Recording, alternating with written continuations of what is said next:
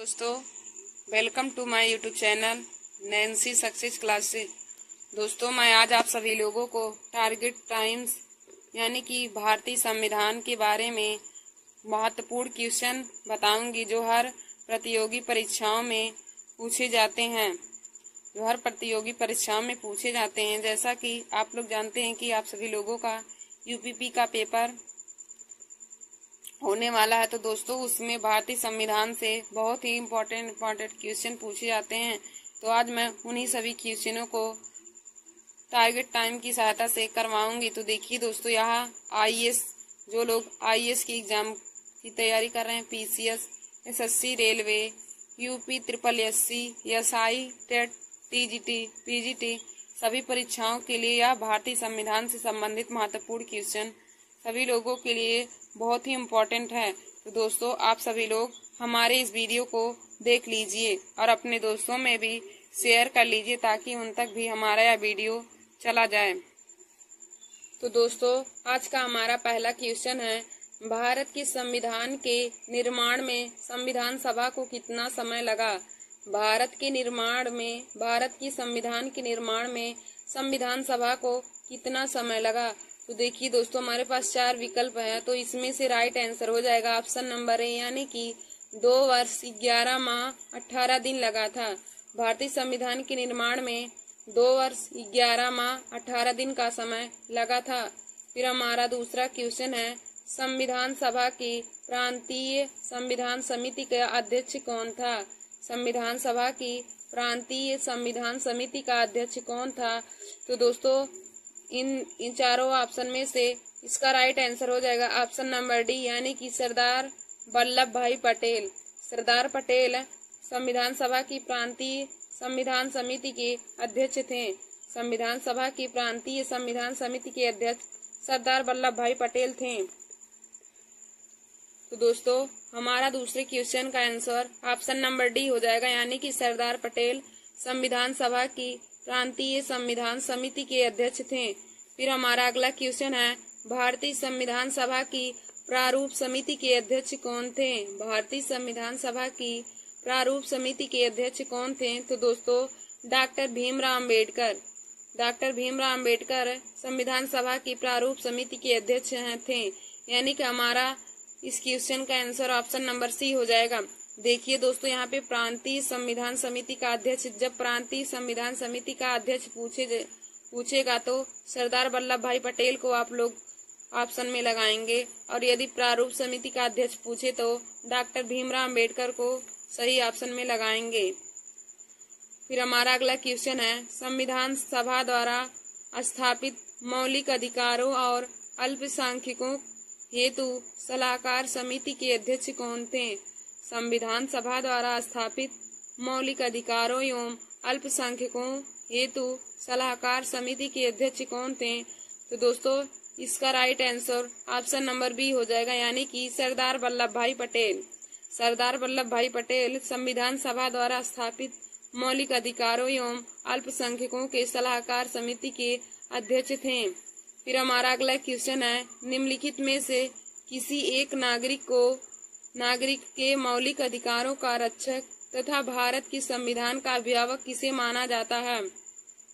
निम्नलिखित में से किस एक को नागरिकों के मौलिक अधिकारों का रक्षक तथा भारत के संविधान का अभिभावक किसे माना जाता है? तो दोस्तों, हमारा इसका right answer option number C, यानी कि उच्चतम न्यायालय को नागरिकों के मौलिक अधिकारों का रक्षक तथा भारत के संविधान का अभिभावक माना जाता है। तो दोस्तों, हमारा इस क्वेश्चन का right answer option number C, यानी कि उच्चतम न्यायालय हो जाएगा। उच्चतम न्यायालय को नागरिकों के मौलिक अधिकारों का रक्षक तथा भारत के संविधान का अभिभावक माना जाता है। फिर हमारा अगला क्वेश्चन है, डॉक्टर भीमराव अम्बेडकर की अध्यक्षता में संविधान की प्रारूप समिति में कितने अन्य सदस्य थे? डॉक्टर भीमराव अम्बेडकर की अध्यक्षता में संविधान सभा की प्रारूप समिति में कितने अन्य सदस्य थे? तो दोस्तों, इसका right answer option number B, यानी कि 6 हो जाएगा। देखिए दोस्तों, संविधान सभा के प्रारूप समिति में डॉक्टर भीमराव अम्बेडकर की अध्यक्षता में 6 अन्य सदस्य थे। तो इसका right answer option number B 6 हो जाएगा। फिर हमारा अगला क्वेश्चन है, भारतीय संविधान के निर्माण के समय संवैधानिक सलाहकार कौन था? देखिए दोस्तों, हमारा क्वेश्चन है, भारतीय संविधान के निर्माण के समय संवैधानिक सलाहकार यानी कि कॉन्स्टिट्यूशनल एडवाइजर कौन था? तो दोस्तों सर वी.एन. राव थे। संविधान सभा के निर्माण के समय संवैधानिक सलाहकार सर वी.एन. राव थे। तो इसका right answer option number C हो जाएगा। और दोस्तों देखिए, सर वी.एन. राव का पूरा नाम बेनेगल नरसिम्हा राव है। बेनेगल नरसिम्हा राव हो जाएगा। तो हमारा इस क्वेश्चन का right answer option number C sir V N. Rao हमारे संविधान सभा के निर्माण के समय संवैधानिक सलाहकार थे। फिर हमारा अगला क्वेश्चन है, भारत की संविधान सभा ने राष्ट्रीय ध्वज को सर्वप्रथम कब स्वीकार किया? भारत की संविधान सभा ने राष्ट्रीय ध्वज को सर्वप्रथम कब स्वीकार किया? तो दोस्तों 22 जुलाई 1947 ईस्वी को संविधान सभा ने राष्ट्रीय ध्वज को अपनाया था। तो इसका right answer option number A हो जाएगा। इसका right answer option number A हो जाएगा। देखिए दोस्तों, संविधान सभा ने राष्ट्रीय ध्वज को 22 जुलाई 1947 ईस्वी को अपनाया था तथा राष्ट्रीय गान को 24 जनवरी 1950 ईस्वी को अपनाया था, जबकि अशोक स्तंभ को राष्ट्रीय चिन्ह के रूप में 26 जनवरी 1950 ईस्वी को अपनाया था। फिर हमारा अगला है, संविधान सभा ने डॉक्टर भीमराव अम्बेडकर की अध्यक्षता में प्रारूप समिति का गठन कब किया? संविधान सभा ने डॉक्टर भीमराव अम्बेडकर की अध्यक्षता में प्रारूप समिति का गठन कब किया? तो देखिए दोस्तों, प्रारूप समिति का गठन डॉक्टर भीमराव अम्बेडकर की अध्यक्षता में 29 अगस्त 1947 ईस्वी को किया गया था।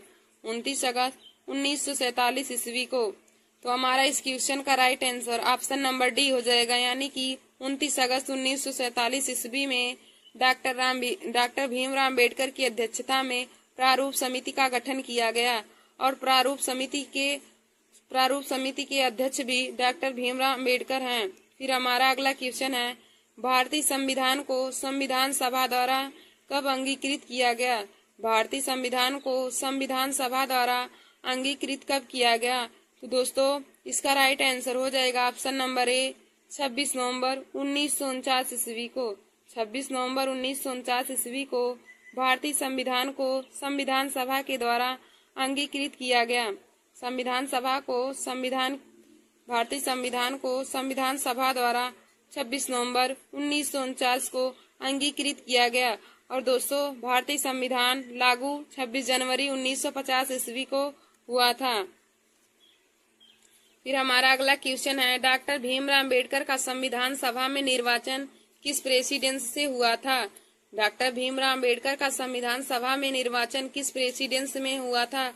तो दोस्तों इसका right answer option number B, यानी कि बम्बई प्रेसिडेंस से। बम्बई प्रेसिडेंस से भीमराव अम्बेडकर का संविधान सभा में निर्वाचन हुआ था। भीमराव अम्बेडकर का संविधान सभा में निर्वाचन बम्बई प्रेसिडेंस से हुआ था।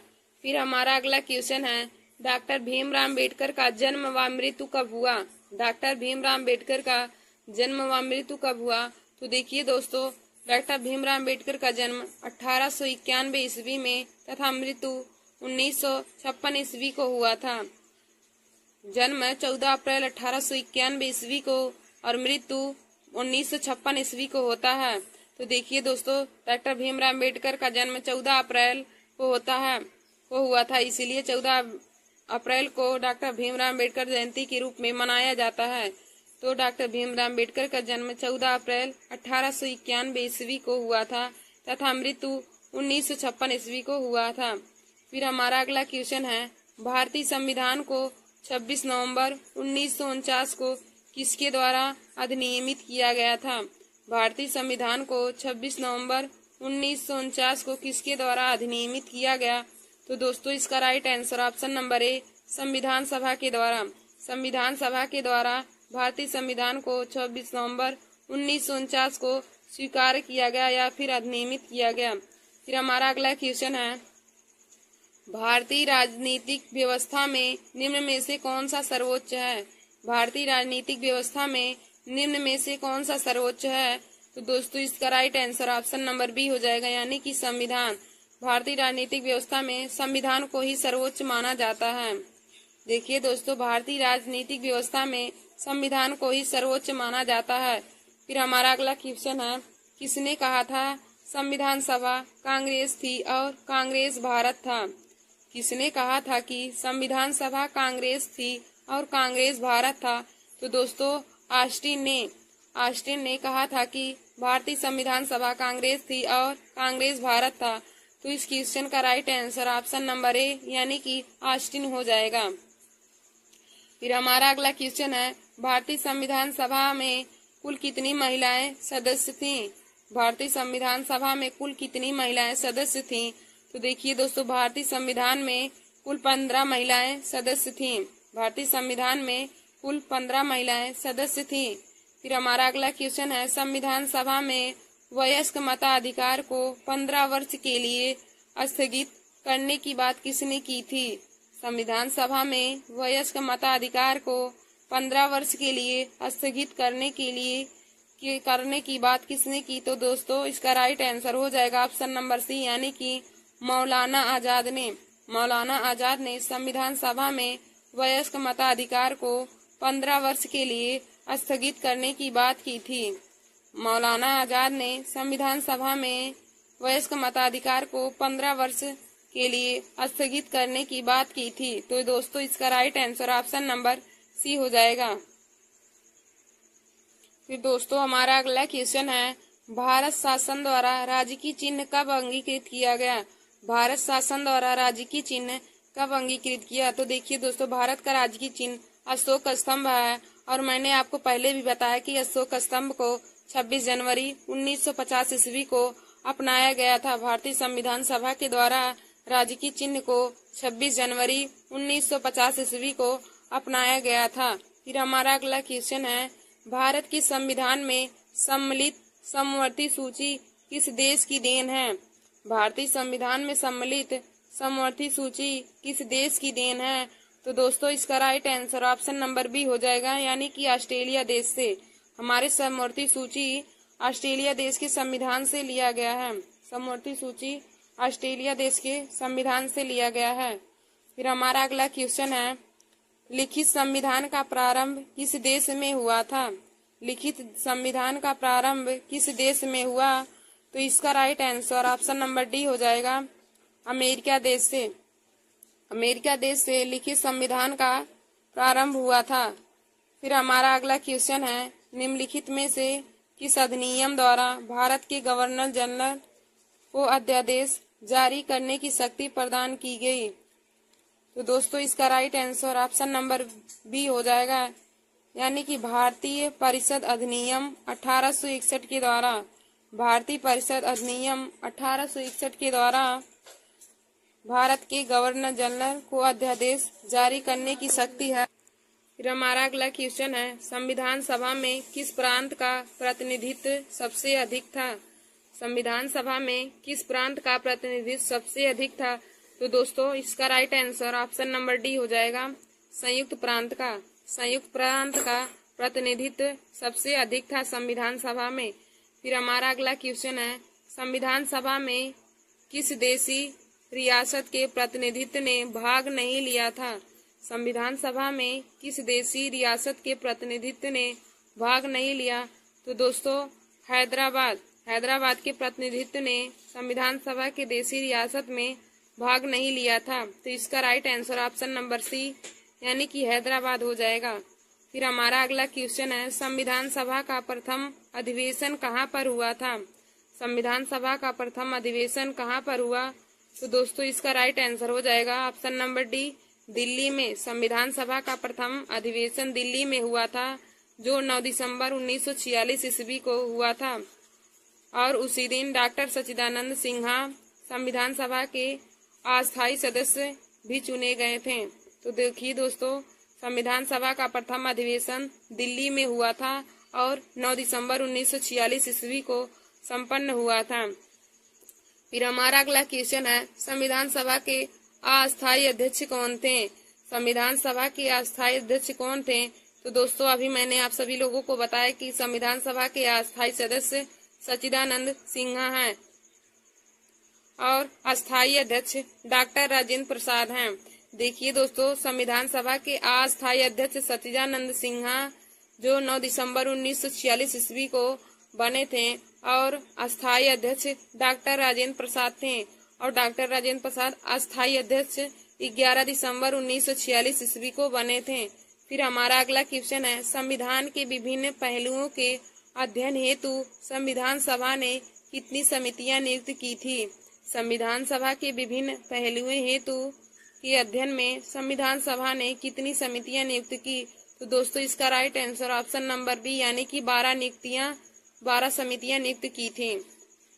फिर हमारा अगला है, संविधान सभा के प्रारूप या मसविदा समिति में सदस्यों की संख्या कितनी थी। संविधान सभा के प्रारूप या मसविदा समिति में सदस्यों की संख्या कितनी थी। तो दोस्तों इसका right answer option number B यानी कि 7 हो जाएगा। देखिए दोस्तों, प्रारूप समिति को हम लोग मसौदा समिति भी कहते हैं, तो आप लोग इस बात को जरूर ध्यान दीजिए कि प्रारूप समिति को मसौदा समिति कहा जाता है। यदि आप सभी लोगों को प्रारूप समिति ना देकर यदि मसौदा समिति के अध्यक्ष पूछ ले तो आप सभी लोग डॉक्टर भीमराव अम्बेडकर को तब भी लगाएंगे, क्योंकि प्रारूप समिति को ही मसौदा समिति कहा जाता है। और संविधान सभा के प्रारूप समिति या मसौदा समिति में सदस्यों की संख्या 7 थी, तो ऑप्शन नंबर बी इसका राइट आंसर हो जाएगा। फिर हमारा अगला क्वेश्चन है, निम्नलिखित में से कौन संविधान सभा द्वारा गठित प्रारूप या मसौदा समिति का सदस्य नहीं था। तो दोस्तों देखिए दोस्तों, अल्लादी कृष्णा स्वामी अय्यर ये भी प्रारूप समिति या मसौदा समिति के अध्यक्ष थे और डीपी खेतन भी मसौदा समिति के अध्यक्ष थे और केएम मुंशी भी मसौदा समिति के अध्यक्ष थे, जबकि सरदार वल्लभ भाई पटेल मसौदा समिति के अध्यक्ष नहीं थे। तो इसका right answer option number C हो जाएगा, यानी कि सरदार वल्लभ भाई पटेल हमारे प्रारूप समिति या मसौदा समिति के सदस्य नहीं थे। और प्रारूप समिति या मसौदा समिति के 7 सदस्य थे, जिनमें से सरदार वल्लभ भाई पटेल नहीं हैं। फिर हमारा अगला क्वेश्चन है, संविधान निर्मात्री सभा में झंडा समिति के अध्यक्ष कौन थे। संविधान निर्मात्री सभा में झंडा समिति के अध्यक्ष कौन थे। तो दोस्तों इसका right answer option number D हो जाएगा, पंडित जवाहरलाल नेहरू। पंडित जवाहरलाल नेहरू संविधान निर्मात्री सभा में झंडा समिति के अध्यक्ष थे। देखिए दोस्तों, झंडा समिति के अध्यक्ष पंडित जवाहरलाल नेहरू थे। फिर हमारा अगला क्वेश्चन है, संविधान सभा के कितने उपस्थित सदस्यों ने संविधान पर हस्ताक्षर किए।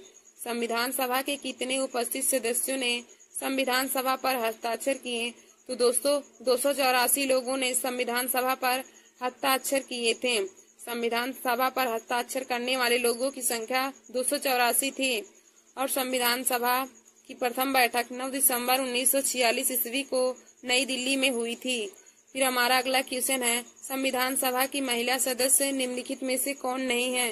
संविधान सभा की महिला सदस्य निम्नलिखित में से कौन नहीं है। देखिए दोस्तों, संविधान सभा के निर्माण में 15 महिलाएं ने भाग लिया था। संविधान सभा के निर्माण में 15 महिलाएं ने सदस्य।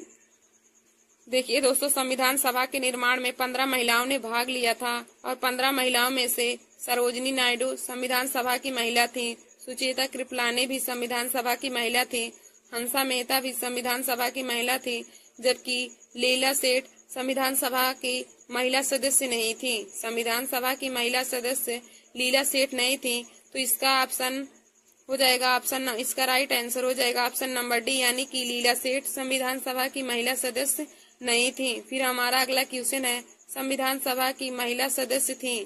संविधान सभा की महिला सदस्य थी, यानी कि इनमें से हमें विकल्प में चुनना है कि संविधान सभा की महिला सदस्य कौन थी। तो देखिए दोस्तों, राजकुमारी अमृत कौर संविधान सभा की सदस्य थी। फिर विजय लक्ष्मी पंडित भी संविधान सभा की महिला सदस्य थी। पूर्णिमा बनर्जी भी महिला सदस्य थी संविधान सभा की। और ऑप्शन नंबर डी हमारा दिया उपयुक्त सही, तो इस क्वेश्चन का right answer option number D हो जाएगा, यानी कि उपयुक्त सभी, यानी कि राजकुमारी अमृत कौर, विजय लक्ष्मी पंडित, पूर्णिमा बनर्जी सभी लोग हमारी संविधान सभा की महिला सदस्य थी। तो इसका right answer option number D हो जाएगा। फिर हमारा अगला क्वेश्चन है, रेगुलेटिंग एक्ट 1773 के द्वारा किसे काउंसिल का सदस्य नियुक्त किया गया। रेगुलेटिंग एक्ट 1773 के द्वारा किसे काउंसिल का सदस्य नियुक्त किया गया? तो दोस्तों इसका right answer option number D यानी कि उपयुक्त सभी, यानी कि फ्रांसीसी, क्लेयरिंग और मानसन को भी सभी लोगों को काउंसिल का सदस्य चुना गया। और थैंक यू दोस्तों, ऐसे ही हमारे वीडियो को देखने के लिए आप सभी लोग हमारे YouTube channel Nancy success classes को सब्सक्राइब कर लीजिए। और देखिए दोस्तों, जो मैंने आज आप सभी लोगों को पॉलिटी का क्वेश्चन कराया है वह यूपीपी पुलिस और सभी कंपटीशन की परीक्षाओं के लिए बहुत ही इम्पोर्टेंट है। और मैंने आज इम्पोर्टेंट ही क्वेश्चन को कराया है जो कंपटीशन की परीक्षा में आ सकता है। तो आप सभी लोग हमारे इस वीडियो को देख लीजिए। धन्यवाद दोस्तों।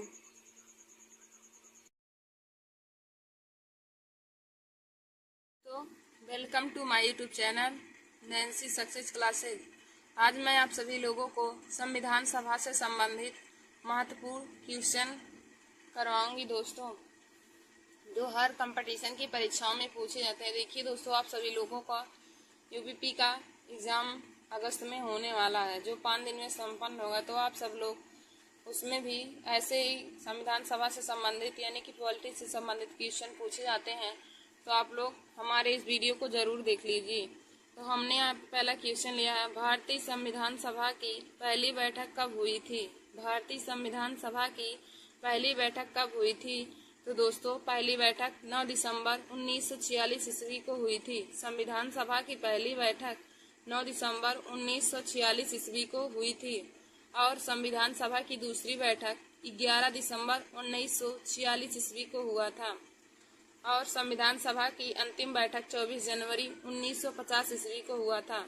देखिए दोस्तों, संविधान सभा की पहली बैठक 9 दिसंबर 1946 ईस्वी को, दूसरी बैठक 11 दिसंबर 1946 ईस्वी को और अंतिम बैठक 24 जनवरी 1950 ईस्वी को हुआ था।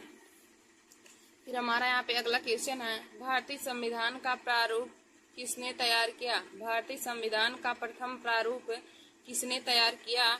तो दोस्तों सर वी.एन. राव ने संविधान सभा का प्रथम प्रारूप तैयार किया था। और सर वी.एन. राव का पूरा नाम बेनेगन नरसिम्हा राव है। हमारा अगला क्वेश्चन है, संविधान सभा का अस्थायी अध्यक्ष किसे कहा जाता है? संविधान सभा का अस्थायी अध्यक्ष किसे कहा जाता है? तो दोस्तों डॉक्टर राजेंद्र प्रसाद को संविधान सभा का अस्थायी अध्यक्ष कहा जाता है। और अस्थायी अध्यक्ष डॉक्टर सच्चिदानंद सिन्हा है। फिर हमारा अगला क्वेश्चन है, संविधान सभा में पंडित जवाहरलाल नेहरू द्वारा उद्देश्य प्रस्ताव कब प्रस्तुत हुआ था? संविधान सभा में पंडित जवाहरलाल नेहरू द्वारा उद्देश्य प्रस्ताव कब प्रस्तुत हुआ था? तो दोस्तों 13 दिसंबर 1946 ईस्वी को पंडित जवाहरलाल नेहरू ने उद्देश्य का प्रस्ताव प्रस्तुत किया था। 13 दिसंबर 1946 को पंडित जवाहरलाल नेहरू ने उद्देश्य का प्रस्ताव प्रस्तुत किया। हमारा अगला क्वेश्चन है, नेहरू द्वारा प्रस्तुत उद्देश्य संविधान सभा में कब स्वीकार किया गया? नेहरू द्वारा प्रस्तुत उद्देश्य प्रस्ताव संविधान सभा में कब स्वीकृत हुआ था?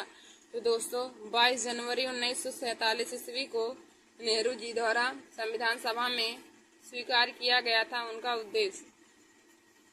हमारा अगला क्वेश्चन है, भारतीय संविधान निर्माण काल में कुल कितने अधिवेशन थे? भारतीय संविधान निर्माण में कुल कितने अधिवेशन थे? तो दोस्तों भारतीय संविधान के निर्माण के समय कुल अधिवेशन 12 थे।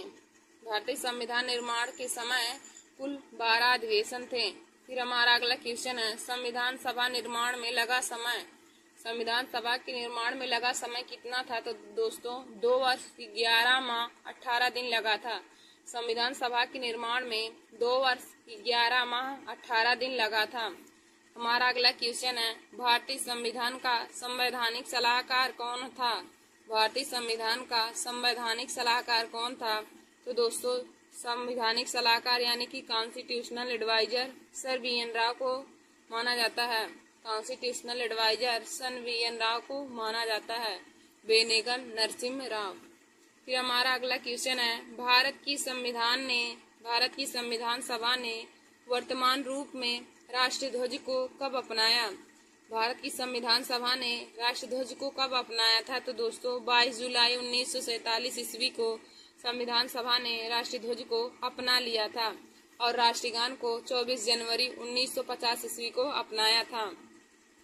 दोस्तों हमारा देखिए अगला क्वेश्चन है, जनगण मन को राष्ट्रगान संविधान सभा ने कब अपनाया? जनगण मन को राष्ट्रगान संविधान सभा ने कब अपनाया? तो दोस्तों 24 जनवरी 1950 ईस्वी को जनगण मन को राष्ट्रगान संविधान सभा ने अपनाया था।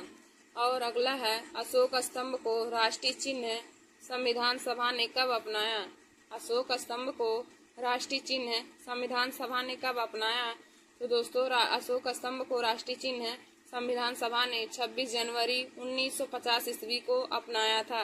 26 जनवरी 1950 ईस्वी को अशोक स्तंभ को राष्ट्रीय चिन्ह के रूप में संविधान सभा ने अपनाया था। देखिए दोस्तों राष्ट्रीय ध्वज को 22 जुलाई 1947 ईस्वी को अपनाया गया था। राष्ट्रीय ध्वज को संविधान सभा द्वारा 22 जुलाई 1947 ईस्वी को अपनाया गया था। और जनगण मन को राष्ट्रगान के रूप में 24 जनवरी 1950 ईस्वी को और अशोक स्तंभ को राष्ट्रीय चिन्ह के रूप में संविधान सभा द्वारा 26 जनवरी 1950 ईस्वी को अपनाया गया था। फिर दोस्तों हमारा अगला क्वेश्चन है, संविधान सभा की पहली बैठक की अध्यक्षता कौन थी? संविधान सभा की पहली बैठक की अध्यक्षता कौन थी? तो डॉक्टर सच्चिदानंद सिन्हा संविधान सभा की पहली बैठक की अध्यक्षता थी, जो हमारी अस्थायी अध्यक्ष हैं, जो संविधान सभा की अस्थायी अध्यक्ष भी हैं। देखिए दोस्तों संविधान सभा की पहली बैठक की अध्यक्षता डॉक्टर सच्चिदानंद सिन्हा हैं, जो संविधान सभा के अस्थायी अध्यक्ष भी हैं।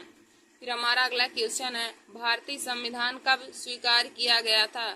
भारतीय संविधान कब स्वीकार किया गया? तो 26 नवंबर 1949 को भारतीय संविधान स्वीकार किया गया। हमारा अगला क्वेश्चन है, भारतीय संविधान पूर्णतः कब लागू हुआ?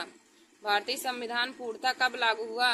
तो दोस्तों 26 जनवरी 1950 ईस्वी को भारतीय संविधान पूर्ण रूप से लागू हो गया था। भारतीय संविधान 26 जनवरी 1950 ईस्वी को पूर्ण रूप से लागू हुआ था और इसी दिन ही अशोक स्तंभ को राष्ट्रीय चिन्ह के रूप में स्वीकार किया गया था। फिर हमारा अगला है, डॉक्टर राजेंद्र प्रसाद अस्थायी सदस्य कब चुने गए? डॉक्टर राजेंद्र प्रसाद अस्थायी सदस्य कब चुने गए? तो दोस्तों 11 दिसंबर 1946 ईस्वी को डॉक्टर राजेंद्र प्रसाद अस्थायी सदस्य चुने गए थे। डॉक्टर राजेंद्र प्रसाद अस्थायी सदस्य 11 दिसंबर 1946 ईस्वी को चुने गए थे। हमारा अगला क्वेश्चन है, भारत का संविधान कितनी भाषाओं में लिखा गया है? भारत का संविधान कितनी भाषाओं में लिखा गया है? तो दोस्तों भारत का संविधान 2 भाषाओं में, हिंदी और अंग्रेजी में लिखा गया है। भारत का संविधान 2 भाषाओं में लिखा गया है, हिंदी और अंग्रेजी में। फिर हमारा अगला क्वेश्चन है, संविधान सभा की सलाहकार समिति के अध्यक्ष कौन थे? संविधान सभा की सलाहकार समिति के अध्यक्ष कौन थे? तो दोस्तों सरदार वल्लभ भाई पटेल संविधान सभा की सलाहकार समिति के अध्यक्ष हैं। संविधान सभा की सलाहकार समिति के अध्यक्ष सरदार वल्लभ भाई पटेल हैं। हमारा अगला क्वेश्चन है, संविधान सभा की झंडा समिति के अध्यक्ष कौन थे? संविधान सभा की झंडा समिति के अध्यक्ष कौन थे? तो दोस्तों डॉक्टर राजेंद्र प्रसाद संविधान सभा की झंडा समिति के अध्यक्ष हैं। संविधान सभा की सलाहकार समिति के अध्यक्ष सरदार वल्लभ भाई पटेल और झंडा समिति के अध्यक्ष डॉक्टर राजेंद्र प्रसाद हैं। दोस्तों हमारा अगला क्वेश्चन है, संविधान सभा ने भीमराव अंबेडकर की अध्यक्षता में प्रारूप समिति का गठन कब किया था? संविधान सभा ने भीमराव अंबेडकर की अध्यक्षता में प्रारूप समिति का गठन कब किया था? तो दोस्तों 29 अगस्त 1947 ईस्वी को संविधान सभा ने भीमराव अंबेडकर की अध्यक्षता में प्रारूप समिति का गठन किया। 29 अगस्त 1947 ईस्वी को।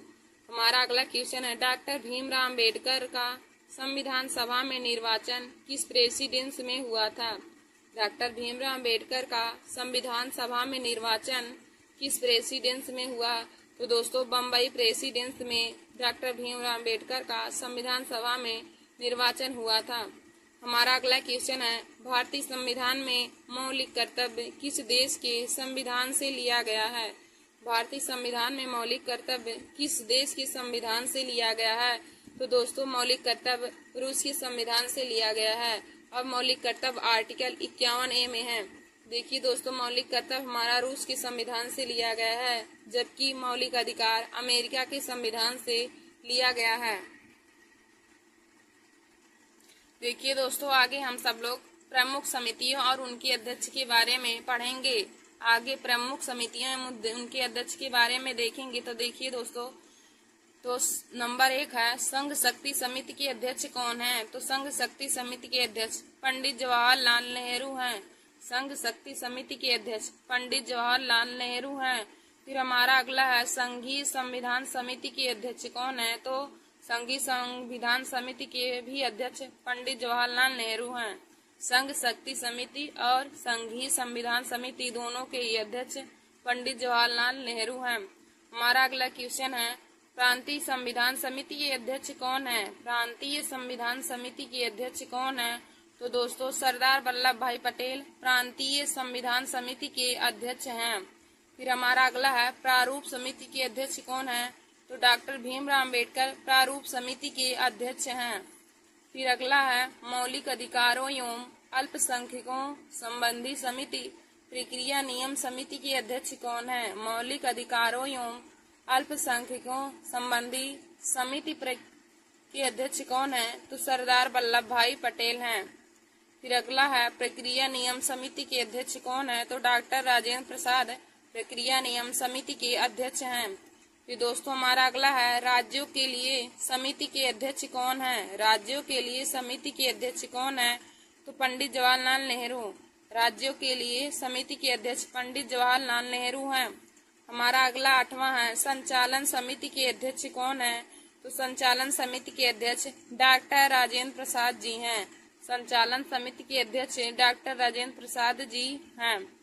दोस्तों फिर हमने यहाँ पे देखा प्रमुख समितियां एवं उनके अध्यक्ष के बारे में। फिर हम लोग यहाँ पे आगे क्वेश्चन लेंगे।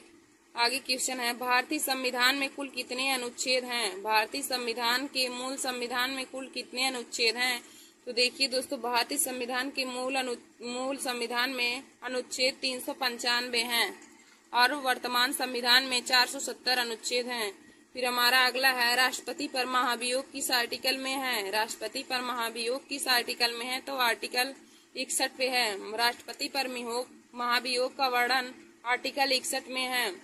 हमारा अगला है विधि के समक्ष समानता का अधिकार किस आर्टिकल में है? तो विधि के समक्ष समानता का अधिकार हमारा अनुच्छेद 14 में है। विधि के समक्ष समानता का अधिकार अनुच्छेद 14 में है। दोस्तों हमारा अगला है धर्म जाति लिंग के आधार पर भेदभाव प्रतिषेध किस आर्टिकल में है? धर्म जाति लिंग के आधार पर भेदभाव प्रतिषेध किस आर्टिकल में है? तो आर्टिकल 15 में है। फिर हमारा अगला है अस्पृश्यता का अंत का प्रावधान किस आर्टिकल में है? अस्पृश्यता का अंत का प्रावधान किस आर्टिकल में है? तो दोस्तों आर्टिकल 17 में है। फिर हमारा अगला है उपाधियों का अंत किस आर्टिकल में है? उपाधियों का अंत किस आर्टिकल में है? तो उपाधियों का अंत आर्टिकल 18 में है। उपाधियों का अंत किस आर्टिकल में है? तो उपाधियों का अंत आर्टिकल 18 में है। फिर अगला है प्राण एवं दैहिक स्वतंत्रता का प्रावधान किस आर्टिकल में है? प्राण एवं दैहिक स्वतंत्रता का प्रावधान किस आर्टिकल में है? तो दोस्तों आर्टिकल 21 में है। फिर हमारा अगला है ग्राम पंचायत का गठन किस आर्टिकल में है? तो दोस्तों ग्राम पंचायत का गठन आर्टिकल 40 में है। ग्राम पंचायत का गठन आर्टिकल 40 में है। फिर हमारा अगला है मूल कर्तव्य किस आर्टिकल में है? तो मूल कर्तव्य आर्टिकल 51 का में है। फिर हमारा अगला है राष्ट्रपति पर महाभियोग का प्रावधान किस आर्टिकल में है? राष्ट्रपति पर महाभियोग का प्रावधान किस आर्टिकल में है? तो दोस्तों आर्टिकल 61 में राष्ट्रपति पर महाभियोग का प्रावधान दिया गया है। फिर हमारा अगला है राष्ट्रपति को क्षमादान की शक्ति किस आर्टिकल में है? राष्ट्रपति को क्षमादान की शक्ति किस आर्टिकल में है? तो आर्टिकल 72 में। आर्टिकल 72 में राष्ट्रपति को क्षमादान की शक्ति है। हमारा अगला क्वेश्चन है संसद की संयुक्त अधिवेशन का प्रावधान किस आर्टिकल में है? संसद की संयुक्त अधिवेशन का प्रावधान किस आर्टिकल में है? तो दोस्तों आर्टिकल 108 में संसद की संयुक्त अधिवेशन का प्रावधान दिया गया है। फिर अगला है संविधान संशोधन का प्रावधान किस आर्टिकल में है? तो आर्टिकल 368 में संविधान संशोधन का प्रावधान दिया गया है। हमारा अगला क्वेश्चन है दुधारू पशुओं के संरक्षण से संबंधित किस आर्टिकल में है? तो आर्टिकल 48 में है। दुधारू पशुओं के संरक्षण आर्टिकल 48 में है। अगला है राष्ट्रपति शासन का प्रावधान किस आर्टिकल में है, तो आर्टिकल 356 में है। फिर अगला है वित्तीय आपातकाल का प्रावधान किस आर्टिकल में है, वित्तीय आपातकाल का प्रावधान किस आर्टिकल में है, तो आर्टिकल 360 में है। वित्तीय आपातकाल का प्रावधान आर्टिकल 360 में है। हमारा अगला है जीएसटी का संबंध किस आर्टिकल में है, तो आर्टिकल 101 में है। जीएसटी का संबंध आर्टिकल 101 में है। फिर हमारा अगला है बोलने का अधिकार किस आर्टिकल में है, तो बोलने का अधिकार आर्टिकल 19 में है। बोलने का अधिकार आर्टिकल 19 में है। फिर हमारा अगला है समानता का अधिकार किस आर्टिकल में है, तो दोस्तों समानता का अधिकार आर्टिकल 14 से 18 तक है। समानता का अधिकार आर्टिकल 14 से 18 तक है। हमारा अगला है सर्वोच्च न्यायालय ने इंटरनेट की पहुंच को मौलिक अधिकार कब घोषित किया, या किस आर्टिकल में है। सर्वोच्च न्यायालय ने इंटर की पहुंच को मौलिक अधिकार में घोषित किया, या किस आर्टिकल में है, तो दोस्तों यह आर्टिकल 19 में है। और हिंदी को राजभाषा घोषित किया, हिंदी को राजभाषा किस आर्टिकल में माना गया है, तो आर्टिकल 343 के 1 में। आर्टिकल 343 के 1 में हिंदी को राजभाषा माना गया है। फिर अगला है मनपसंद व्यक्ति से विवाह करना किस आर्टिकल में है, तो आर्टिकल 21 में है। मनपसंद व्यक्ति से विवाह करना आर्टिकल 21 में है। हमारा अगला है राज्यपाल की नियुक्ति के बारे में, तो राज्यपाल की नियुक्ति के बारे में आर्टिकल 155 में दिया है। राज्यपाल की नियुक्ति के बारे में आर्टिकल 155 में दिया है। फिर अगला है उच्च न्यायालय को रिट जारी करने की शक्ति का प्रावधान, तो आर्टिकल 226। उच्च न्यायालय को रिट जारी करने की शक्ति आर्टिकल 226 में है। फिर अगला है निर्वाचन आयोग, तो निर्वाचन आयोग आर्टिकल 324 में है। निर्वाचन आयोग आर्टिकल 324 में है। फिर वार्षिक वित्तीय वितरण, तो आर्टिकल 112 में है। वार्षिक वित्तीय वितरण आर्टिकल 112 में है। देखिए दोस्तों, हमने आप सभी लोगों को आज पॉलिटी के बहुत ही इम्पोर्टेंट क्वेश्चन करवाए हैं, तो आप सब लोग इसे जरूर देख लीजिएगा। और जिन लोगों का यूपीपी का एग्जाम आ रहा है उन लोगों के लिए तो यह बहुत ही महत्वपूर्ण है, क्योंकि हर कंपटीशन की परीक्षाओं में पॉलिटी पूछा जाता है। थैंक यू दोस्तों। और ऐसे ही हमारे वीडियो को देखने के लिए आप सभी लोग हमारे YouTube channel Nancy success classes को सब्सक्राइब कर लीजिए और लाइक और शेयर करना ना भूलें। धन्यवाद दोस्तों।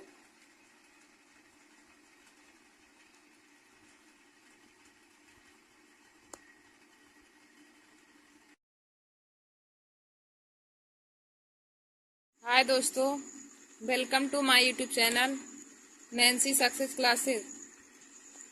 आज मैं आप सभी लोगों को पॉलिटी में राष्ट्रपति से संबंधित अनुच्छेद को ट्रिक की सहायता से बताऊंगी। देखिए दोस्तों, आज का हमारा टॉपिक है राष्ट्रपति से संबंधित अनुच्छेद। हम आपको सभी लोगों को राष्ट्रपति से संबंधित अनुच्छेद और उपराष्ट्रपति से संबंधित अनुच्छेद को ट्रिक की सहायता से बताएंगे।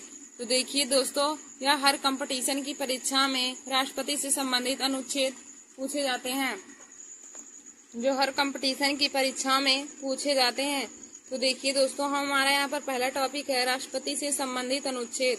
तो इसका ट्रिक है पकानी कोका द्वयोदशम।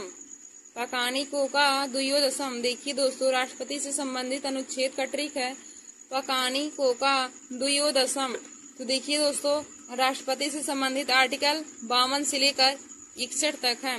राष्ट्रपति से संबंधित आर्टिकल 52 से लेकर 61 तक है और इसका ट्रिक है पकानी कोका द्वयोदशम। तो देखिए दोस्तों, पकानी में पा से हो जाएगा राष्ट्रपति का पद। राष्ट्रपति का पद हम आर्टिकल 52 में पढ़ेंगे। राष्ट्रपति के पद के बारे में आर्टिकल 52 में दिया गया है। फिर का से हो जाएगा कार्यपालिका का प्रधान। कार्यपालिका का प्रधान आर्टिकल 53 में दिया है। कार्यपालिका का प्रधान आर्टिकल 53 में दिया है। नी से हो जाएगा निर्वाचन। तो निर्वाचन आर्टिकल 54 में दिया है। नी से हो जाएगा निर्वाचन। निर्वाचन हमारा आर्टिकल 54 में दिया है। फिर उसके बाद हो जाएगा को से हो जाएगा कोटा। तो कोटा यानी कि रीति। कोटा हमारा आर्टिकल 55 में दिया है। कोटा आर्टिकल 55 में दिया है। फिर का से हो जाएगा कार्यालय। तो हो जाएगा राष्ट्रपति का कार्यकाल। राष्ट्रपति का कार्यकाल आर्टिकल 56 में दिया है। राष्ट्रपति के कार्यकाल के बारे में आर्टिकल 56 में दिया है। फिर अगला है दोबारा नियुक्ति। राष्ट्रपति की दोबारा नियुक्ति आर्टिकल 57 में दिया है। राष्ट्रपति की दोबारा नियुक्ति के बारे में आर्टिकल 57 में दिया है। फिर हमारा अगला है योग्यताएं। आर्टिकल 58 में हमारा योग्यताएं दिया है। आर्टिकल 58 में योग्यताएं के बारे में दिया गया है। फिर हमारा अगला हो जाएगा दा से। तो दा से पद के लिए शर्तें। दा से हो जाएगा पद के लिए शर्तें। तो पद के लिए शर्तें आर्टिकल 59 में दिया गया है। पद के लिए शर्तें आर्टिकल 59 में दिया है। फिर अगला है सा से हो जाएगा शपथ। तो राष्ट्रपति का शपथ आर्टिकल 60 में दिया है। दोस्तों साथ हो जाएगा शपथ। तो आर्टिकल 60 में राष्ट्रपति के शपथ के बारे में दिया गया है। फिर अगला है महाभियोग, यानी कि राष्ट्रपति पर महाभियोग हमारा आर्टिकल 61 में दिया गया है। मां से हो जाएगा महाभियोग, यानी कि राष्ट्रपति पर महाभियोग आर्टिकल 61 में दिया गया है।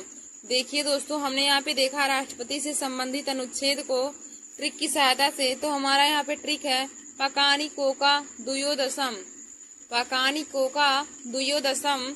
तो पकानी कोका द्वयोदशम राष्ट्रपति से संबंधित अनुच्छेद का ट्रिक है। और देखिए दोस्तों, हमारा राष्ट्रपति का अनुच्छेद 52 से लेकर 61 तक है। आर्टिकल 52 से लेकर आर्टिकल 61 तक दिया गया है पकानी कोका द्वयोदशम। आर्टिकल 52 से लेकर आर्टिकल 61 तक दिया है। अब देखिए दोस्तों, पा से हो जाएगा राष्ट्रपति का पद। पकानी में पा से हो जाएगा राष्ट्रपति का पद। तो राष्ट्रपति का पद आर्टिकल 52 में दिया गया है। फिर का से हो जाएगा कार्यपालिका का प्रधान आर्टिकल 53 में दिया गया है। का से हो जाएगा कार्यपालिका का प्रधान आर्टिकल 53 में दिया है। और नी से हो जाएगा राष्ट्रपति का निर्वाचन। नी से हो जाएगा राष्ट्रपति का निर्वाचन। तो आर्टिकल 54 में दिया है। फिर हमारा अगला है को से हो जाएगा कोटा, यानी कि रीति। तो आर्टिकल 55 में हमारा दिया गया है। फिर हमारा अगला है का से। तो का से हो जाएगा कार्यकाल, यानी कि राष्ट्रपति का कार्यकाल आर्टिकल 56 में दिया गया है। अगला है का से कार्यकाल हो जाएगा। तो राष्ट्रपति का कार्यकाल आर्टिकल 56 में दिया गया है। फिर हमारा अगला है दो से हो जाएगा दोबारा नियुक्ति, यानी कि राष्ट्रपति की दोबारा नियुक्ति आर्टिकल 57 में दिया गया है। फिर अगला यो से हो जाएगा योग्यताएं। तो राष्ट्रपति की योग्यताएं आर्टिकल 58 में दिया गया है। फिर हमारा अगला है दा। तो दा से हो जाएगा पद के लिए शर्तें। पद के लिए शर्तें हमारा आर्टिकल 59 में हो जाएगा। फिर हमारा अगला है सा। तो साथ हो जाएगा शपथ। तो शपथ साथ हमारा हो जाएगा शपथ। तो राष्ट्रपति का शपथ आर्टिकल 60 में है। राष्ट्रपति की शपथ के बारे में आर्टिकल 60 में दिया गया है। फिर हमारा अगला है माँ। तो माँ से हो जाएगा महाभियोग, यानी कि राष्ट्रपति पर महाभियोग आर्टिकल 61 में दिया गया है। राष्ट्रपति पर महाभियोग आर्टिकल 61 में दिया गया है। देखिए दोस्तों, राष्ट्रपति से संबंधित अनुच्छेद का ट्रिक है पकानी कोका द्वयोदशम। पकानी कोका द्वयोदशम। तो इसका आर्टिकल 52 से लेकर 61 तक है। 52 से लेकर 61 तक है। तो आर्टिकल 52 में हम आर्टिकल 52 में हमारा दिया है राष्ट्रपति के पद के बारे में। आर्टिकल 53 में कार्यपालिका का प्रधान। आर्टिकल 54 में राष्ट्रपति का निर्वाचन। आर्टिकल 55 में राष्ट्रपति की रीति या फिर कोटा। फिर आर्टिकल 56 में दिया है राष्ट्रपति का कार्यकाल के बारे में। राष्ट्रपति के कार्यकाल के बारे में आर्टिकल 56 में दिया गया है। फिर आर्टिकल 57 में राष्ट्रपति की दोबारा नियुक्ति के बारे में बताया गया है। आर्टिकल 57 में राष्ट्रपति की दोबारा नियुक्ति के बारे में बताया गया है। फिर आर्टिकल 58 में राष्ट्रपति की योग्यताएं के बारे में बताया गया है। आर्टिकल 58 में राष्ट्रपति की योग्यताएं बताया गया है। फिर आर्टिकल 59 में पद के लिए शर्तें बताया गया है। राष्ट्रपति के पद के लिए शर्तें क्या क्या होती हैं, तो वह हमारा आर्टिकल 59 में बताया गया है। फिर अगला हमारा आर्टिकल 60 है। तो आर्टिकल 60 में राष्ट्रपति की शपथ के बारे में बताया गया है कि राष्ट्रपति को कौन कौन सा शपथ ग्रहण करना चाहिए, तो वह हमारा आर्टिकल 60 में बताया गया है। फिर आर्टिकल 61 में है राष्ट्रपति पर महाभियोग। देखिए दोस्तों, आर्टिकल 61 हमारा बहुत ही इम्पोर्टेंट है, क्योंकि यह हर कंपटीशन की परीक्षा में पूछा जाता है कि राष्ट्रपति पर महाभियोग किस आर्टिकल में दिया है, या फिर राष्ट्रपति पर महाभियोग किस अनुच्छेद में दिया गया है। तो आप बताएंगे राष्ट्रपति पर महाभियोग आर्टिकल 61 में दिया गया है। तो दोस्तों, हमने आप सभी लोगों को राष्ट्रपति से संबंधित अनुच्छेद को ट्रिक की सहायता से बता दिया। तो हमारा ट्रिक था पकानी कोका द्वयोदशम, पकानी कोका द्वयोदशम। तो इसमें आर्टिकल 52 से लेकर आर्टिकल 61 तक राष्ट्रपति के बारे में सब बातें बता दी गई है। फिर हम लोग अगला देखेंगे। तो हमारा अगला टॉपिक है उपराष्ट्रपति से संबंधित अनुच्छेद। उपराष्ट्रपति से संबंधित अनुच्छेद को हम ट्रिक की सहायता से जानेंगे। तो हमारा उपराष्ट्रपति से संबंधित ट्रिक है, उपराष्ट्रपति से संबंधित ट्रिक है उपराष्ट्रपति से संबंधित ट्रिक 63 से लेकर 70 तक दिया गया है। उपराष्ट्रपति से संबंधित ट्रिक 63 से लेकर 70 तक दिया है। तो इसका ट्रिक है उसका निकासी सनी, उसका निकासी सनी। तो देखिए दोस्तों, उसका में ऊ से हो जाएगा उपराष्ट्रपति के बारे में बताया गया है आर्टिकल 63 में, उपराष्ट्रपति के बारे में बताया गया है आर्टिकल 63 में। फिर साथ से हो जाएगा सभापति, सभापति यानी कि राज्यसभा का सभापति, राज्यसभा का पदेन सभापति आर्टिकल 64 में दिया गया है। राज्यसभा का पदेन सभापति आर्टिकल 64 में दिया गया है। फिर का से हो जाएगा कार्यपालिका, यानी कार्यपालिका या फिर कार्य, यानी कि राष्ट्रपति के रूप में यदि राष्ट्रपति अपने पद पर ना हो तो उस समय उपराष्ट्रपति उसके जगह पर कार्य कर सकता है। तो वह हमारा आर्टिकल 65 में दिया गया है।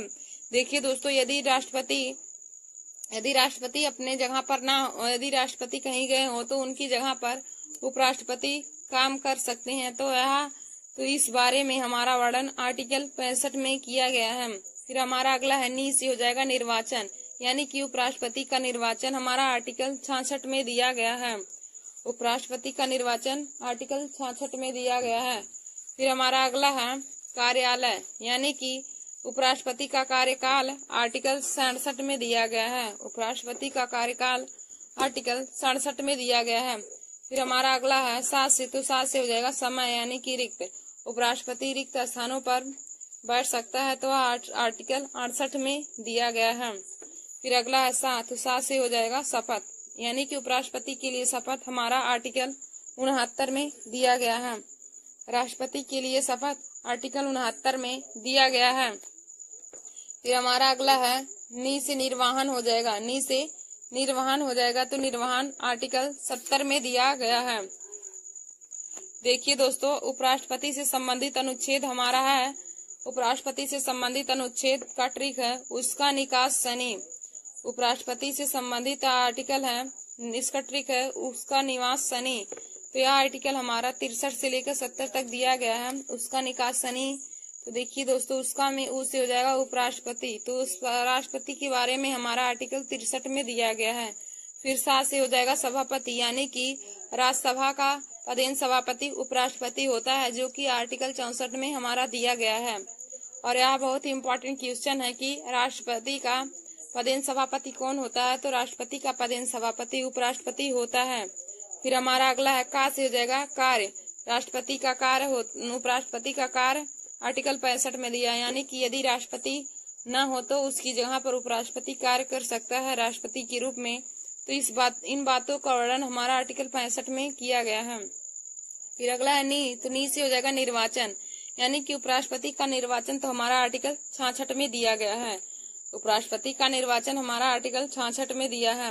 फिर का से हो जाएगा कार्यकाल, का से हो जाएगा कार्यकाल, तो उपराष्ट्रपति का कार्यकाल आर्टिकल 67 में दिया गया है। फिर हमारा अगला है सा से हो जाएगा समय, यानी कि उपराष्ट्रपति रिक्त स्थानों की पूर्ति कर सकता है, यानी कि आर्टिकल 68 में दिया गया। फिर सा से हो जाएगा उपराष्ट्रपति के लिए शपथ, तो उपराष्ट्रपति के लिए शपथ हमारा आर्टिकल 69 में दिया गया है। उपराष्ट्रपति के लिए शपथ आर्टिकल 69 में दिया गया है। तो नी से हो जाएगा निर्वहन, तो निर्वहन आर्टिकल 70 में दिया गया है।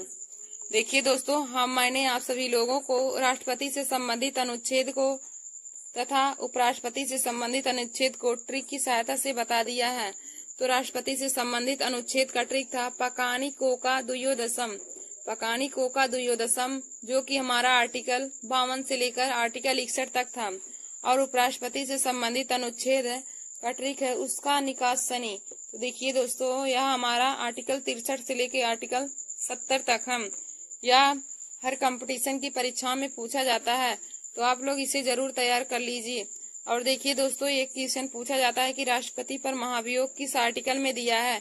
तो राष्ट्रपति पर महाभियोग आर्टिकल 61 में दिया है। यह बहुत ही इम्पोर्टेंट क्वेश्चन है। और यह भी पूछा जाता है कि राष्ट्रपति बनने के लिए, भारत का राष्ट्रपति बनने के लिए उम्र कितनी होनी चाहिए। तो देखिए दोस्तों, भारत का राष्ट्रपति बनने के लिए व्यक्ति की उम्र 35 वर्ष होनी चाहिए और भारत का उपराष्ट्रपति बनने के लिए 25 वर्ष होनी चाहिए। उपराष्ट्रपति बनने के लिए 25 वर्ष और राष्ट्रपति बनने के लिए 35 वर्ष होनी चाहिए। और देखिए दोस्तों, भारत का प्रधानमंत्री भी बनने के लिए 25 वर्ष उम्र होनी चाहिए। धन्यवाद दोस्तों, आप सभी लोग ऐसे ही हमारे वीडियो को देखने के लिए हमारे YouTube channel Nancy success classes को सब्सक्राइब कर लीजिए और पॉलिटी के मजेदार ट्रिक पाने के लिए भी। धन्यवाद।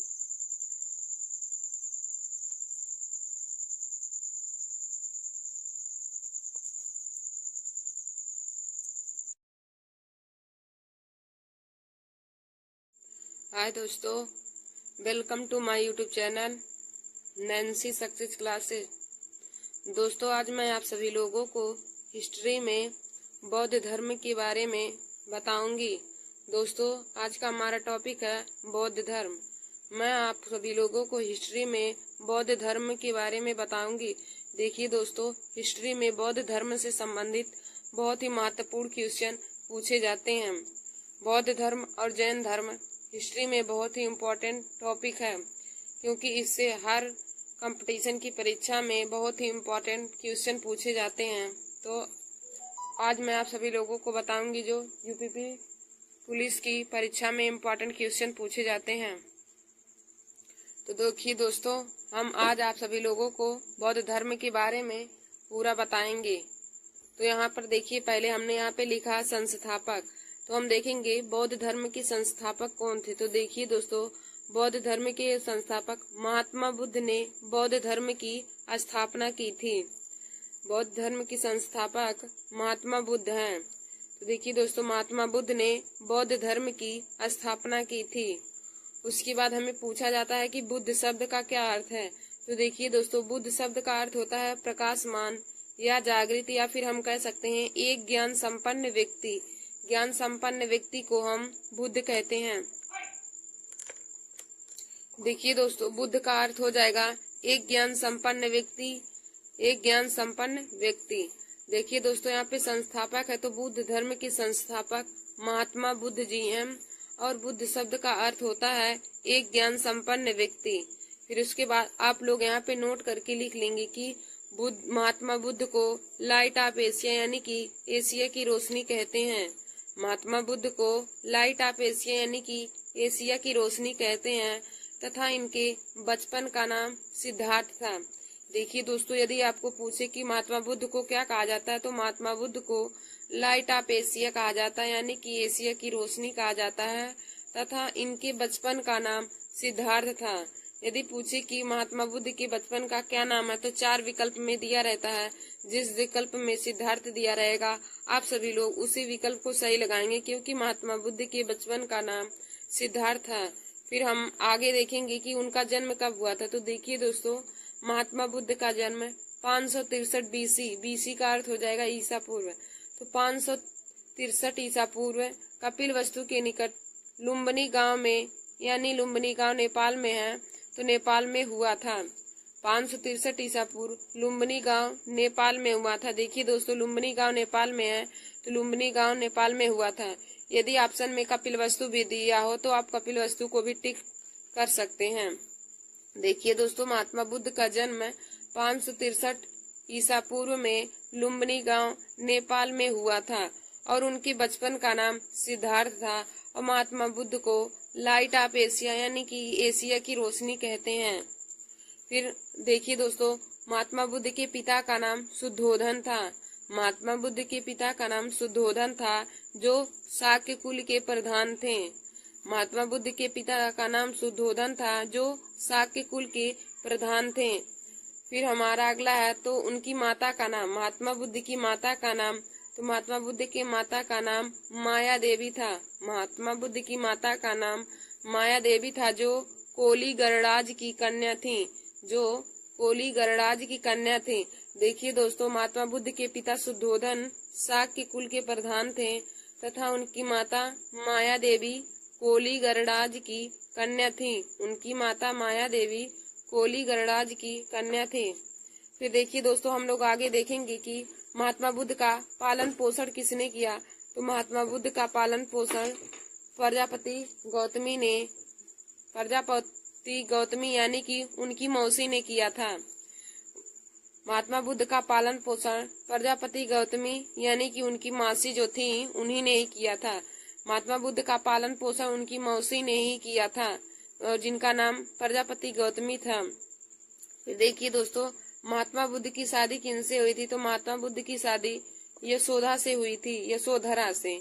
महात्मा बुद्ध का शादी यशोधरा से हुए थे और उनसे एक पुत्र प्राप्त हुआ था और पुत्र का नाम राहुल था। महात्मा बुद्ध के पुत्र का नाम राहुल था तथा उनकी पत्नी का नाम यशोधरा था।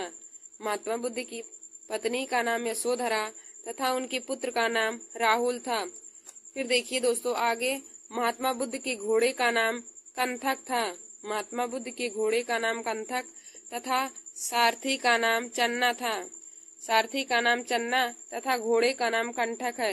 देखिए दोस्तों, यह उनके महात्मा बुद्ध का जन्म, माता का नाम, पिता का नाम, उनका पालन पोषण, उनकी पत्नी का नाम, पुत्र का नाम, घोड़ा का नाम, सारथी का नाम, यह सभी बहुत ही इम्पोर्टेंट क्वेश्चन बन जाते हैं महात्मा बुद्ध के ऊपर, क्योंकि हिस्ट्री में महात्मा बुद्ध और जैन धर्म से संबंधित बहुत ही क्वेश्चन हिस्ट्री में पूछे जाते हैं। तो आप सभी लोग इस वीडियो को जरूर देख लीजिए और इन सभी क्वेश्चनों को बहुत ही अच्छी तरीके से एक कॉपी में नोट कर लीजिएगा।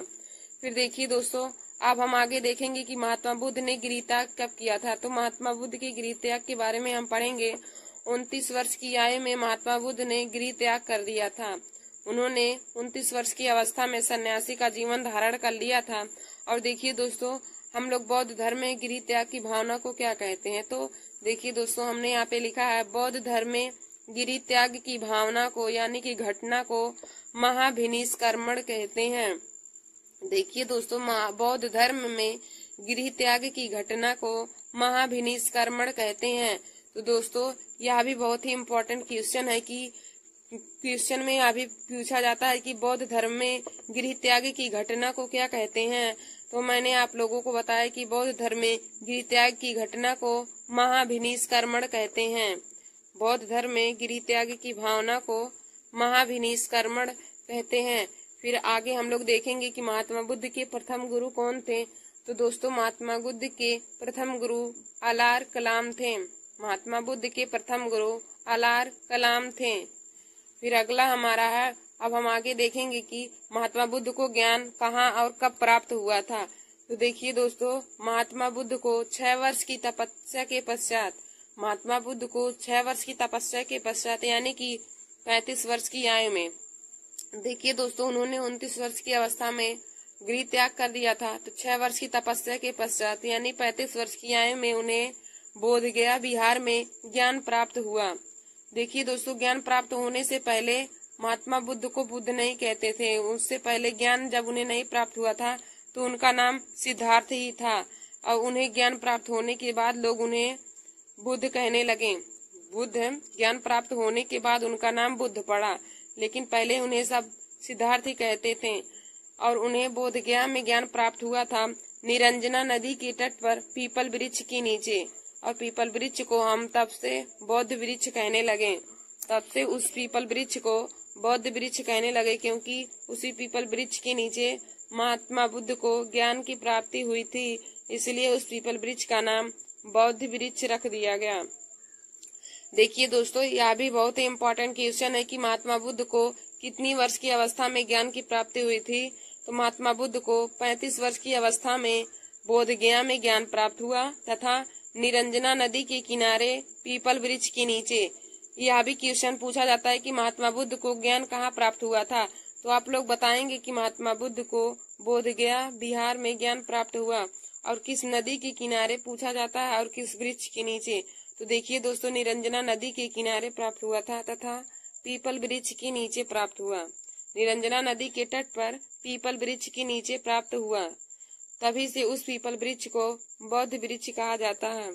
और दोस्तों, महात्मा बुद्ध को जब तक ज्ञान नहीं प्राप्त हुआ था तब तक उनका नाम सिद्धार्थ था। तथा ज्ञान प्राप्त होने के बाद उनका नाम बुद्ध पड़ गया। फिर हम लोग आगे देखेंगे कि महात्मा बुद्ध ने प्रथम उपदेश कहाँ दिया था। महात्मा बुद्ध ने प्रथम उपदेश कहाँ दिया या फिर प्रथम सरमान कहाँ दिया था, तो महात्मा बुद्ध ने प्रथम उपदेश सारनाथ में दिया था। महात्मा बुद्ध ने प्रथम उपदेश सारनाथ में दिया था। और प्रथम उपदेश को क्या कहा गया है, तो प्रथम उपदेश को धर्म चक्र प्रवर्तन कहा गया। प्रथम उपदेश को धर्म चक्र प्रवर्तन कहा गया। देखिए दोस्तों, महात्मा बुद्ध ने अपना प्रथम उपदेश सारनाथ में दिया था। महात्मा बुद्ध ने प्रथम उपदेश सारनाथ में दिया और प्रथम उपदेश को धर्म चक्र परिवर्तन कहते हैं। प्रथम उपदेश को धर्म चक्र परिवर्तन कहते हैं। फिर हम लोग आगे देखेंगे कि महात्मा बुद्ध ने सबसे ज्यादा उपदेश कहाँ दिया। महात्मा बुद्ध ने सबसे ज्यादा उपदेश कहाँ दिया, तो देखिए दोस्तों, महात्मा बुद्ध ने सबसे ज्यादा उपदेश कौशल की राजधानी श्रावस्ती में दिया था। महात्मा बुद्ध ने सबसे ज्यादा उपदेश कौशल की राजधानी श्रावस्ती में दिया था। देखिए दोस्तों, यह सभी बहुत ही इम्पोर्टेंट क्वेश्चन हैं जो हिस्ट्री में बौद्ध धर्म से संबंधित पूछे जाते हैं। तो आप लोग इस वीडियो को जरूर देख लीजिए और अपने दोस्तों में शेयर कर लीजिए ताकि वे लोग भी हमारे इस वीडियो को देख लें और इन सभी क्वेश्चन के बारे में जान जाएं। तो उन्होंने सबसे ज्यादा उपदेश कौशल की राजधानी श्रावस्ती में दिया था। फिर हमारा अगला है, महात्मा बुद्ध का अंतिम उपदेश कहाँ था। ये महात्मा बुद्ध ने अंतिम उपदेश कहाँ दिया, तो दोस्तों महात्मा बुद्ध ने अंतिम उपदेश कुशीनगर में दिया। महात्मा बुद्ध ने अंतिम उपदेश कुशीनगर में और किसको दिया था, तो सुभद्र को दिया था। देखिए दोस्तों, कुशीनगर मल्ल की राजधानी है। कुशीनगर मल्ल की राजधानी है, तो कुशीनगर में दिया था और किसको दिया था, तो सुभद्र को दिया था।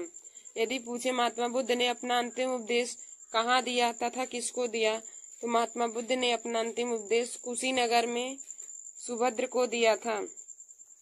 फिर हमारा अगला क्वेश्चन है कि महात्मा बुद्ध ने धर्म प्रचार प्रसार का केंद्र कहाँ था। महात्मा बुद्ध के धर्म प्रचार प्रसार का केंद्र कहाँ था, तो दोस्तों महात्मा बुद्ध के धर्म प्रचार प्रसार का केंद्र मगध में था। महात्मा बुद्ध के धर्म प्रचार प्रसार का केंद्र मगध में था। फिर हमारा अगला क्वेश्चन है, महात्मा बुद्ध के उपदेश की भाषा कौन है। महात्मा बुद्ध के उपदेश की भाषा कौन सी है, तो दोस्तों उनके उपदेश की भाषा पाली है। महात्मा बुद्ध के उपदेश की भाषा पाली है। फिर हम लोग आगे देखेंगे कि महात्मा बुद्ध के प्रिय शिष्य कौन था। महात्मा बुद्ध का प्रिय शिष्य कौन था, तो दोस्तों महात्मा बुद्ध का प्रिय शिष्य आनंद एवं उपाली था। महात्मा बुद्ध के प्रिय शिष्य आनंद एवं उपाली थे तथा प्रथम शिष्य तपस्वी एवं भल्लिक थे। प्रथम शिष्य तपस्वी एवं भल्लिक थे, जबकि प्रिय शिष्य आनंद एवं उपाली थे। देखिए दोस्तों, प्रिय शिष्य आनंद एवं उपाली और प्रथम शिष्य तपस्वी एवं भल्लिक थे महात्मा बुद्ध के।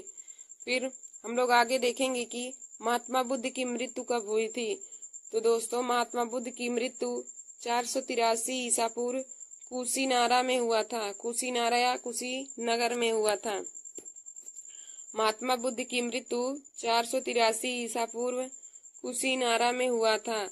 और दोस्तों बौद्ध धर्म में मृत्यु की भावना को या मृत्यु की घटना को महापरिनिर्वाण कहते हैं। बौद्ध धर्म में मृत्यु की घटना को महापरिनिर्वाण कहते हैं। देखिए दोस्तों, हमने यहाँ पर आपको बताया था कि गृह त्याग की भावना को बौद्ध धर्म में महाविनिष्कर्मण कहते हैं और मृत्यु की भावना को महापरिनिर्वाण कहते हैं। मृत्यु की घटना को महापरिनिर्वाण और गृह त्याग की भावना को महाविनिष्कर्मण कहते हैं। फिर हम आगे देखेंगे बौद्ध धर्म में ज्ञान प्राप्ति की घटना क्या कहते हैं। बौद्ध धर्म में ज्ञान प्राप्ति की घटना को क्या कहते हैं, तो दोस्तों बौद्ध धर्म में ज्ञान प्राप्ति की भावना को संबोधि कहा जाता है। बौद्ध धर्म में ज्ञान प्राप्ति की घटना को संबोधि कहा गया है। और देखिए दोस्तों, महात्मा बुद्ध ने 4 दृश्य देखे थे। महात्मा बुद्ध ने 4 दृश्य देखे थे, जिसमें से पहला बूढ़ा व्यक्ति, दूसरा बीमार व्यक्ति, तीसरा मृत व्यक्ति और चौथा सन्यासी व्यक्ति। महात्मा बुद्ध ने 4 दृश्य देखे थे, बूढ़ा व्यक्ति, बीमार व्यक्ति, मृत व्यक्ति और सन्यासी व्यक्ति। देखिए दोस्तों, बूढ़ा व्यक्ति, बीमार व्यक्ति और मृत व्यक्ति ये तीनों लोग दुखी थे और सन्यासी व्यक्ति खुश था। तो इन्होंने 4 दृश्य देखे। फिर अब दोस्तों अब हम लोग आगे देखेंगे कि महात्मा बुद्ध के जीवन से संबंधित कौन कौन सी प्रतीक हैं। महात्मा बुद्ध की जीवन से संबंधित प्रतीक, तो देखिए दोस्तों, महात्मा बुद्ध के जीवन से संबंधित प्रतीक भी परीक्षा में पूछे जाते हैं। तो देखिए दोस्तों, इनके जन्म से संबंधित क्या प्रतीक है। तो महात्मा बुद्ध के जन्म से संबंधित प्रतीक कमल व सांड है। महात्मा बुद्ध के जन्म से संबंधित प्रतीक कमल व सांड है। और गृह त्याग से संबंधित प्रतीक घोड़ा है। गृह त्याग से संबंधित प्रतीक घोड़ा है। ज्ञान प्राप्ति से संबंधित प्रतीक पीपल है। ज्ञान प्राप्ति से संबंधित प्रतीक पीपल है। निर्वाण से संबंधित प्रतीक पद चिन्ह है। और मृत्यु से संबंधित प्रतीक स्तूप है। देखिए दोस्तों, हमने आपको बताया कि महात्मा बुद्ध के जीवन से संबंधित महत्वपूर्ण प्रतीक, महात्मा बुद्ध के जीवन से संबंधित कौन कौन सी प्रतीक है उनको हम जानेंगे। तो देखिए दोस्तों, महात्मा बुद्ध के जन्म से संबंधित प्रतीक कमल व सांड है। गृह त्याग से संबंधित प्रतीक घोड़ा है। ज्ञान प्राप्ति से संबंधित प्रतीक पीपल है। निर्वाण से संबंधित प्रतीक पद चिन्ह है। और मृत्यु से संबंधित प्रतीक स्तूप है। फिर देखिए दोस्तों, यह प्रतीक बहुत ही इम्पोर्टेंट है। आप सभी लोग इसको भी बहुत अच्छे तरीके से पढ़ लीजिए और कॉपी में नोट कर लीजिए। फिर उसके बाद आगे हम लोग देखेंगे बौद्ध धर्म में त्रिरत्न। बौद्ध धर्म में त्रिरत्न कौन कौन से थे तो उसको भी हम लोग देखेंगे। तो दोस्तों, बौद्ध धर्म में त्रिरत्न में नंबर 1 बुद्ध था, दूसरा धम्म और तीसरा संघ था। तो बौद्ध धर्म में त्रिरत्न यही है, बुद्ध धम्म और संघ। बौद्ध धर्म में त्रिरत्न बुद्ध धम्म और संघ था। फिर देखेंगे महात्मा बुद्ध के सत्य क्या थे। महात्मा बुद्ध के सत्य तो 4 सत्य थे। पहला दुख समुदाय, दुख निरोग और दुख निरोग प्रतिपदा।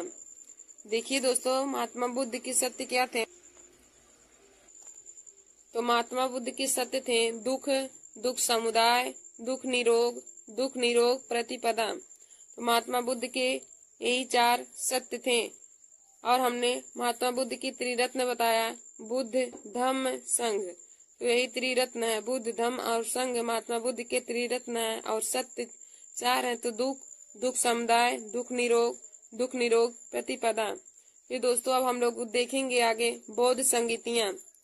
बौद्ध संगीतियां कब कब हुई थी और किसके शासन काल में हुई थी और कहाँ हुई थी उसके बारे में हम लोग जानेंगे।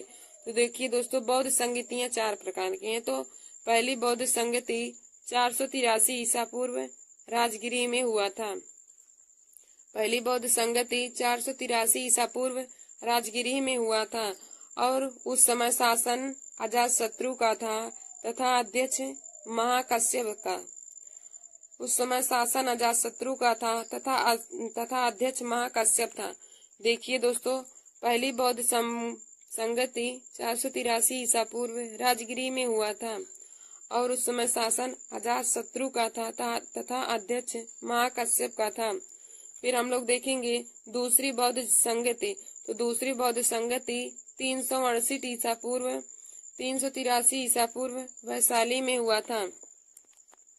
दूसरी बौद्ध संगति 383 ईसा पूर्व वैशाली में हुआ था। फिर उस समय शासन कालाशोक का था। उस समय शासन कालाशोक का था तथा अध्यक्ष साव कमीर था। देखिए दोस्तों, दूसरी बौद्ध संगति 483 ईसा पूर्व वैशाली में हुआ था। उस समय शासन कालाशोक का था तथा अध्यक्ष साव कमीर का था। फिर हम लोग आगे देखेंगे कि तीसरी बौद्ध संगति कब हुई थी। तो तीसरी बौद्ध संगति 250 ईसा पूर्व पाटलिपुत्र में हुआ था। तीसरी बौद्ध संगति पाटलिपुत्र में 250 ईसा पूर्व में हुआ था। उस समय अशोक का शासन था तथा अध्यक्ष मोगलीपुत्र तिस्य था। देखिए दोस्तों, तीसरी बौद्ध संगति पाटलिपुत्र में 250 ईसा पूर्व में हुआ था। और उस समय शासन अशोक का था तथा अध्यक्ष मोगलीपुत्र तिस्य था। फिर हम लोग आगे देखेंगे कि चौथी बौद्ध संगति। तो दोस्तों, चौथी बौद्ध संगति 1st शताब्दी में हुई थी। चौथी बौद्ध संगति 1ली शताब्दी में हुई थी और कुंडल वन में हुई थी। चौथी बौद्ध संगति पहली शताब्दी में हुई थी और कुंडलवन में हुई थी। उस समय शासन कनिष्क का था और अध्यक्ष वसुमित्र था। उस समय शासन कनिष्क का था तथा अध्यक्ष वसुमित्र का था। तो दोस्तों हमने आपको बताया कि बौद्ध संगतियां, तो बौद्ध संगतियां 4 प्रकार की हैं। पहली बौद्ध संगति 483 ईसा पूर्व राजगृह में हुआ था और वहां का शासन अजातशत्रु करता था और अध्यक्ष महाकश्यप था। दूसरी बौद्ध संगति 383 ईसा पूर्व वैशाली में हुआ था। उस समय शासन कालाशोक का था तथा अध्यक्ष सावकमीर था। फिर तीसरी बौद्ध संगति 250 ईसा पूर्व पाटलिपुत्र में हुआ था और उस समय शासन अशोक का था तथा अध्यक्ष मोगलीपुत्र तिस्य था। फिर चौथी बौद्ध संगति तो पहली शताब्दी में हुआ था और कुंडलवन में हुआ। चौथी बौद्ध संगति पहली शताब्दी में हुआ और कुंडलवन में हुआ। वहां का शासन कनिष्क का था और अध्यक्ष वसुमित्र था। दोस्तों हमने यहाँ पे नीचे कुछ क्वेश्चन लिए हैं बौद्ध धर्म और जैन धर्म से संबंधित। तो देखिए दोस्तों हमारा क्वेश्चन है, जातक किस धर्म का पवित्र ग्रंथ है? जातक किस धर्म का पवित्र ग्रंथ है? तो दोस्तों जातक बौद्ध धर्म का पवित्र ग्रंथ है। जातक बौद्ध धर्म का पवित्र ग्रंथ है। फिर हमारा अगला है, त्रिपिटक किसका धर्म ग्रंथ है? तो दोस्तों त्रिपिटक भी बौद्ध धर्म का ही ग्रंथ है। और दोस्तों जो मैंने आप सभी लोगों को आज बताया है, यह हिस्ट्री में बौद्ध धर्म से संबंधित बहुत ही इम्पोर्टेंट टॉपिक है और इनसे बहुत ही इम्पोर्टेंट क्वेश्चन हिस्ट्री में पूछे जाते हैं। तो आप सभी लोग इस वीडियो को बहुत अच्छी तरीके से देखकर और इसे कॉपी में नोट कर लीजिए। और देखिए दोस्तों महात्मा बुद्ध के जीवन से संबंधित प्रतीक ये तो हर कंपटीशन की परीक्षा में पूछा जाता है, तो आप लोग इसे जरूर तैयार कर लीजिएगा कि उनकी जन्म से संबंधित प्रतीक क्या क्या हैं। तो मैंने आप सभी लोग को बताया था कि जन्म से संबंधित प्रतीक कमल व साढ़, गृह त्याग से संबंधित प्रतीक घोड़ा, ज्ञान प्राप्ति से संबंधित प्रतीक पीपल, निर्माण से संबंधित प्रतीक पद चिन्ह व मृत्यु से संबंधित प्रतीक स्तूप हैं। तो दोस्तों यह बहुत ही इम्पोर्टेंट टॉपिक है आपने। थैंक यू दोस्तों।